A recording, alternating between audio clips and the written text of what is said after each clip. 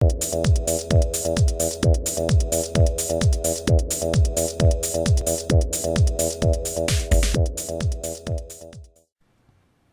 there folks, today I'd like to take a casual peek into the Pacific Rim Gypsy Danger Battle Damaged Jaeger by NECA.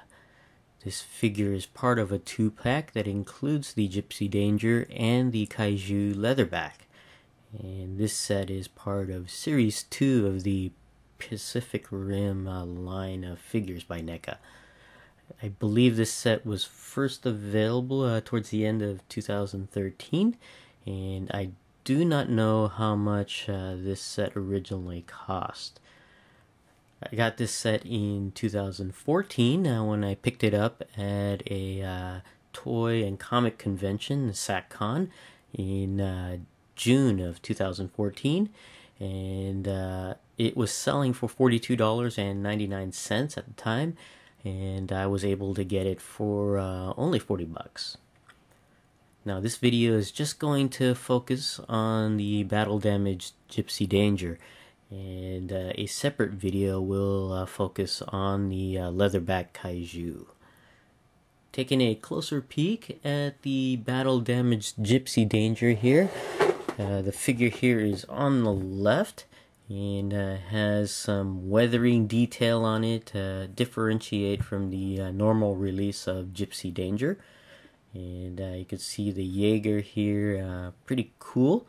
And this particular Jaeger also comes with an accessory down there. And this figure is in a clamshell type packaging, which is typical of NECA. And you can see some of the packaging detail here with labeling for the Gypsy Danger Jaeger there. And you can see a little bit of it here in the backing card packaging. And you can see it's next to the Kaiju Leatherback. Down at the bottom you have the Pacific Rim movie logo. And also some logos for the movie studios and NECA and the Real Toys line. Here we have the back of the packaging. It looks like some of the packaging here has got pushed in during packing there. So, but you can see the two figures from this set. Of course, we're going to focus on the Gypsy Danger there, and you can see it's a Mark III Jaeger there on the description there with the name, and looks like the symbol for Gypsy Danger there. At the bottom you can see the other figures in this line. Looks like possibly from series 1 and 2. We have Gypsy Danger here, Knifehead, Crimson Typhoon, Leatherback, and Striker Eureka. We'll be right back and have the Gypsy Danger out of the packaging. Okay, we have the battle damaged Gypsy Danger out of package, and I gotta say I like this figure quite a bit. Despite what I've read about some of the limitations of this particular line of figures from NECA, I was pleasantly surprised to find out how well it actually is. And also, I do not have the previous release of the Gypsy Danger, I guess you can call it the clean version.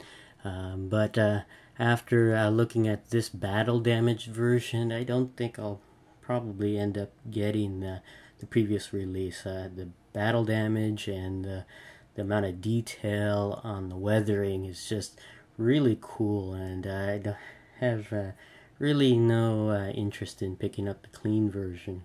I may pick up the future version of the Gypsy Danger with some improvements on the articulation and design, but as far as the current releases of the Gypsy Danger, I really like this one quite a bit. Now there are a couple issues with this figure, mainly the accessories. And we're going to go ahead and take a look at that right now. Now, the battle damaged Gypsy Danger comes with a pair of blades. attachable blades, which are right here. And it's rather interesting. It's made of a softer material that does bend, and may come in warped in package. So you may have to do a little bit of straightening out on here. And these blades are seen in the movie, and which is pretty cool. You can see some of the detail on the sculpt. It's a little bit different on each side of the blade. You can see this side here, and then you have a more flat type sculpt on the other side. I don't know which side faces outward, but in either case, it can be fitted on the figure via a very small tab that's slotted here. If you can see it on the figure's arm there, is a very small tab, and it's very difficult to put in and have it remain in place. So much so that despite the softer material, I actually broke it a bit. You can see the break here on there. So by trying to push it in into place, it didn't seem like it was fitting, and I just applied too much force where I actually bent and cracked the plastic there. So I may apply some glue to straighten that out into place. And you just got to be really careful, and I'm not going to put it into the slot in this video again in fear of actually breaking it off while I do it. But once you have it in place on there, it's very sensitive to touch. When you just slightly touch it, it'll probably either come off and drop, or actually be slightly oh, there you go. There it is in position. It holds its place okay, but with the slightest touch it'll come off. So on there, so which is unfortunate. So would have been nice to have instead maybe this sculpted into place, maybe sculpted into a hand accessory that's molded into the hand, and have a separate hand, one without the blade, one with the blade, and just interchange the hands. That would have been probably a lot better, I think. And also, as far as accessories go, I wish they had the blaster cannon for one of the hands. I believe it was the right hand. I can't remember in the movie, but the Gypsy Danger could transform his arm into basically a cannon. And that would have been nice to have as an accessory as well, and to be able to interchange the arm on there. But they did not even include that in this particular set, and I can understand why, due to cost reasons. But from what I've heard, a future release of the Gypsy Danger, I think it's 2.0 or 2.5, will have interchangeable parts like for the cannon arm. So, which is something to look forward to. But let's go ahead and take a closer peek at this particular Gypsy Danger, the battle damaged Gypsy Danger. And it's essentially the same figure as the first release of Gypsy Danger, except for this one has a little bit more detail applied to it to make it look battle damaged or weathered. The original release of the Gypsy Danger was basically a light blue color paint applied to it, but of course you could see this one is dirtied up, you could say, to look like it's been in a few battles, which is very, very, very cool. Taking a look, starting off with the head sculpt there, you can see the head sculpt where basically the cockpit is, where the two pilots are within the head, and it's painted fairly well, and it's actually kind of neat. You can see the paint detail on the visor area here, painted in yellow, and then got some dirt paint, you could say, applied, or weathered paint applied to it. And you also have some detail here in red, tiny slashes of red on the head there, which is pretty cool, and even some silver on top of that, some accent on there, which is very, very cool. Nice attention to detail there. And you can see around the head it's got some sculpted, I guess it's supposed to be a head armor there for the back of the head. It's made of a thick, softer plastic on there, which is interesting. It's high up above the head, makes accessing the head articulation a little bit difficult, but not that difficult.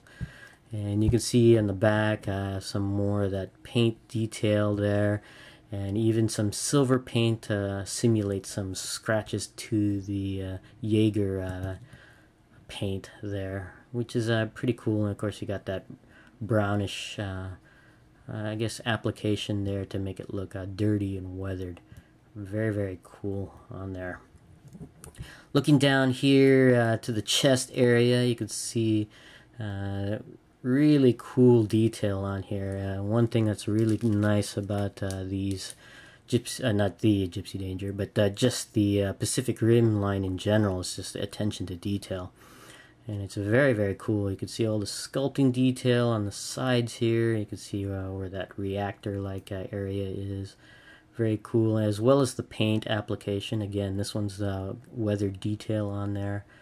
You got like dirt and grime and grease simulated on the torso there. Of course, again, the silver paint applications here to represent scratches into the armor of the Jaeger there. Very cool. And then you have these sculpting details here. I'm not sure if these are lights or not. Supposed to be for lights or some other application on here, and especially here on the rib area. I don't know if those are supposed to be thrusters, but it's kind of cool how they're sculpted into there, and you can see the detail within them, which is very neat. And on the other side you have some even more detail on that, which is very cool. Some vents, what looks like vents on there and within here. Very nice, very cool sculpting detail. And you can see also this, what looks like the a spine, I guess you could call it, for this Jaeger. Very nice sculpting detail, and you got that very nice gunmetal type of paint application on there, which is very, very cool. Over here on the sides you got the shoulder armor area. Again, lots of detail on there. Very, very nice. And then yeah, paint application again with the weathered detail. Numbered 34 there on both sides. This one's a little bit more scratched up and dirtied on this side than it is on the other side, which is very cool. And you got more sculpting detail here, and you also have these fins above it that are made of a softer plastic. I don't know if that's supposed to be shoulder armor, additional shoulder armor or not on there. One's higher than the other on mine, which is not too bad since these are pretty soft. You can bend them into place here and there. Here on the forearm and the hands, very cool. Again, more detail on the weathering on there. Very cool. More paint scratch simulation there. And the hands are closed fists. Again, I wish they had included accessories like interchangeable hands. Would have been nice to have one molded with the blades, but that's not the case. I forgot to show the reactor on there. Very cool. It's primarily orange paint with some red in the recessed areas to simulate the light emanating from the reactor there. So, which is pretty cool. Moving down to the lower torso area, you can see more sculpting detail. Very, very cool. A lot of weathering. Again, you showed that on the back where what looked like a part of a spinal column.